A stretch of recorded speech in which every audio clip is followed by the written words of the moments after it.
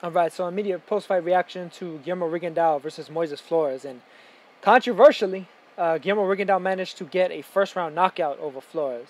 It's really weird what happened. I thought Flores was winning the first round. I thought he basically won the first round. Um, he actually landed shots. I didn't really see very much from Rigondeaux. I saw him throw a couple of like left kind of uppercuts to the body. Didn't land particularly cleanly. Some throw the left hand kind of around Flores' guard as well. You know, Flores is a real tall fighter, had a fairly high guard on him. It's almost like a mini Jesus Soto Coraz in terms of style. You know, you could tell Flores was trying to press forward and trying to gauge out the distance properly and, you know, get a beat on Rigondeaux. He missed a few times. You know, Rigondeaux has very good defense. Rigondeaux missed several times as well, though. However, wasn't the most accurate, and but I thought Flores really won the round because he was really the only one that was landing anything close to clean. Like neither of them really landed particularly clean shots. I'd say everything was a bit more on the grazing side from both of them. But I think that Flores did outland Rigondeaux, probably about 2-1, 3-1 maybe. And you know he was making more consistent contact throughout more of the round, and I thought a little bit more cleanly as well. Even though, like I said before, it wasn't necessarily super flush or anything. But Rigondeaux, in the midst of an exchange they had towards the end of the bell, Rigondeaux wound up hitting Flores with a left hand after the bell as Vic Draculich, the referee, was trying to break him up. And really, Draculich just didn't get there fast enough. I mean, I've criticized a lot of referees in the past. Draculich is definitely not above that. You know, he called stop and he also jumped in between them. But these refs have to be like right on the money in terms of just jumping in before these guys keep throwing, because you know sometimes there's a fighter in there, you can't necessarily hear the bell. You know, you have the crowd noise, you're contending with the action that's going on in front of you, and so it's like you're zoned in on exactly what's happening. You might not even necessarily hear the corner as much. I mean, there have been plenty of fighters that have talked about they can't even hear their cornerman really when they're in the fight. Like that's why the cornermen are yelling like crazy, like yelling like shouting like crazy in order to get their attention in terms of strategy and what they're trying to do next. Like if they have to look out for the right hand or whatever, you know, keep their hands up, get off the ropes, etc. But I mean, Rigondeaux hit him with a punch that was a little bit after the bell. Flores basically, in my opinion, I thought he basically pulled a flop. I thought he was basically trying to do like what Andre Durrell did versus Jose Uzcategui, except for the fact that I think Durrell was hurt much worse against Uzcategui than Flores was here against Rigondeaux. I think, you know, he got hit with a shot. He probably felt like, oh, he hit me after the bell. I'm gonna try and pull this one off. I'm gonna try to pull a fast one, and I'm not sure if his corner was telling him to do that as well. But you know, he basically like went down on his ass, then on his back, laid down, acting like he was knocked out. And so the referee was trying to decide exactly what was going to happen, if it was going to be a no contest, a knockout, a disqualification, what it was going to be.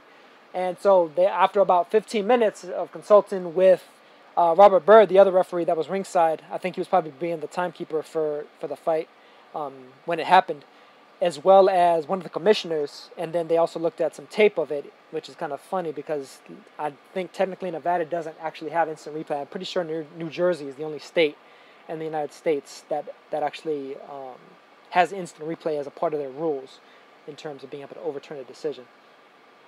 I mean, even though some decisions have been overturned in the past, I mean, regardless of that. But I'll get to that in a second because there was some questions about that after the fact. So Rigondeaux got a first-round knockout. Wasn't really the cleanest knockout. I mean, a lot of people were saying that, like, oh, it was only a matter of time before Rigondeaux was going to knock Flores out. I mean, that's possible. Rigondeaux is a very big puncher. Flores is a very open fighter defensively, not necessarily a defensive master. You know, he definitely puts himself out there to be hit. He's been hit plenty of times before, if you watch the Oscar Escandón or the Cusilito fights. But, I mean, he's a guy that has his own offense as well, and he was landing on Rigondeaux. I mean, I don't think it really took him particularly long to kind of find the accuracy to land on Rigondeaux, to be honest.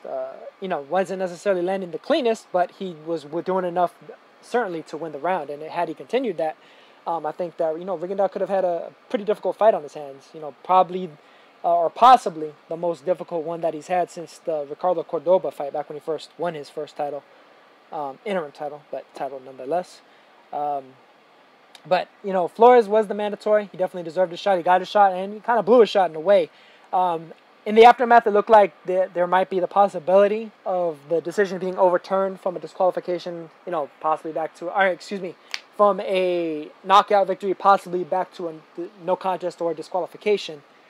But honestly, I'm not entirely sure how likely that's going to be. I mean, if you just saw recently what happened with Dirrell and Uzcategui, I know Uzcategui's team is saying that they're going to try and get it overturned and everything, but I don't think that's necessarily going to happen with either that fight nor this fight. And honestly, I'd say that one was really a lot more out of line, a lot more like illegitimate for Dirrell to have that victory over Uzcategui than this one here between Rigondeaux and Flores. I mean, both of them were wrong altogether, but I think that one was more egregious in the whole line of things.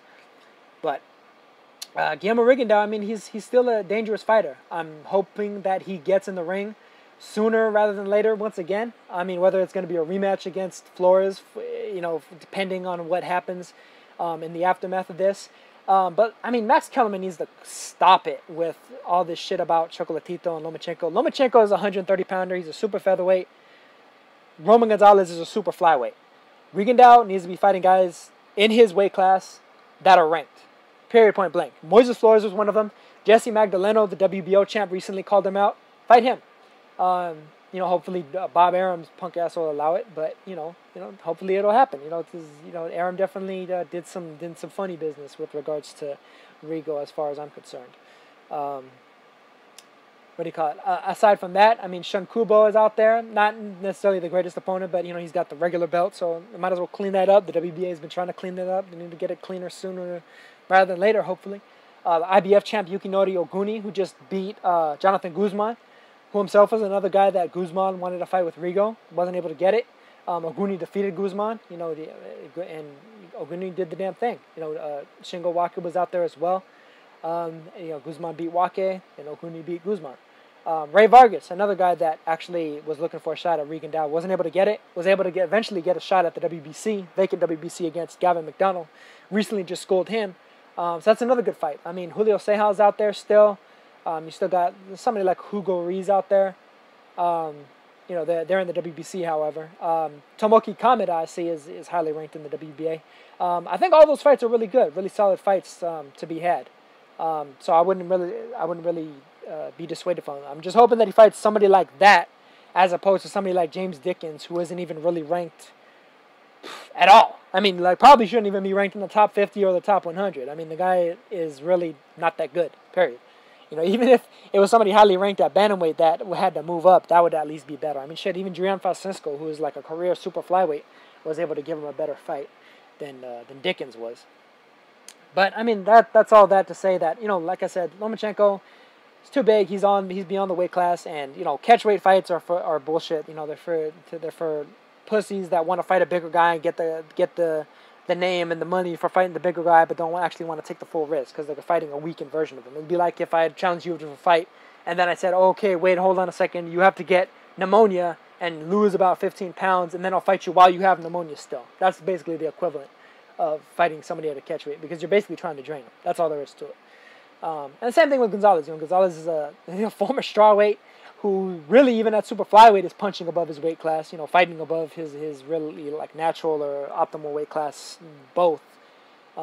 He's fat. I mean, he's fat at the weight class. If anything, I could maybe potentially eventually see Naoya Inoue moving all the way up there to fight him, but at the moment, I would kind of doubt it, simply because Inoue has so many good money fights at super flyweight, and then at bantamweight as well. I mean, the Shinsuke Yamanaka versus Luis Neri winner is a big money fight, on top of fighting somebody like a Gonzalez, or maybe the Estrada versus Quadros winner. That'd be like 3 fights. So that'd be at least maybe a year and a half from now before talks for something like that could even start. But like I said, Rigondeaux versus Magdaleno, Vargas, Oguni, Ceja, somebody like that, I think would be solid fights. Maybe Kameda, toss Kameda and Ruiz in there too. Other than that, there isn't necessarily very many guys that are going to give him much of a challenge. I mean, I think he's still going to be either knocking guys out, making them quit, making them flop, doing all kinds of weird shit. And it's unfortunate, because Rigondeaux is a really skilled fighter, and part of it by his own doing, and part of it by some of the doing of his management and his former promoters and such. He hasn't necessarily achieved as much as he probably could have been capable of. I think there's a lot of resting on his laurels, and just a lot of speculation as it comes to Rigondeaux's career. in a way, like, speaking of which, considering this is on the Ward Kovalev undercard, it kind of reminds me of Ward with regards to the fact that it's like he did the Super 6 and then he had all that time off, and people were still rating him really highly, pound for pound and stuff, but he hadn't really done anything in that interim time. It wasn't until just recently where he managed to really kind of show and prove that he was still one of the baddest men in the planet in his weight class, or regardless of weight class even. But I think that's pretty much going to wrap it up for me. I'm about to catch this main event, Kovalev versus Ward, and I will catch you guys in the next one. Peace.